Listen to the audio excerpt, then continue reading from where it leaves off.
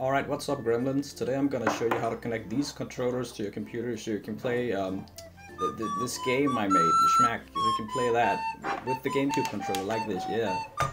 To do this you also need a GameCube to USB adapter, like the one Nintendo produces. It doesn't have to be first party, but it has to have the two USB plugs. Alright, so step 1. Get your device of choice. It has to be a Windows machine, but for this video I'm gonna use my laptop. Step 2. Get your GameCube controller adapter and take the black USB plug and plug it into your computer. Once you've plugged the adapter in, Windows should come up with a setting up your device pop-up. If you have connected it before, this won't happen, and that's fine. If the pop-up does appear, make sure the device listed is called WUP-028. For the next step, you're going to open up the game. The game has built-in controller support, but you need a driver to get it to work properly. If you don't have the correct driver installed, the game should come up with a pop-up that looks something like this. If no pop-up appears at all, it's just not gonna work, and I don't know what to do about it. The next thing you want to do is download this program called Sadek from this website that I've hopefully remembered to link on screen.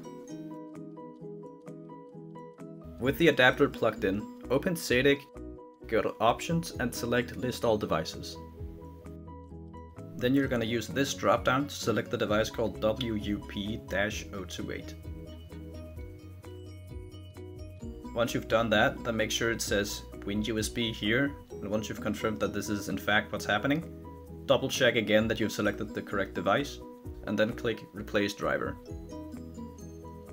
This process may take a while, but once it's done, the adapter should work. Once all that's done, open up Schmack again and see if the game gives you a different notification. If everything worked out, it should now say Adapter Connected. To test if it's working, try unplugging and replugging some controllers, and the game should be able to see that the ports have been switched around. Congratulations! You now have GameCube controllers connected to Schmack!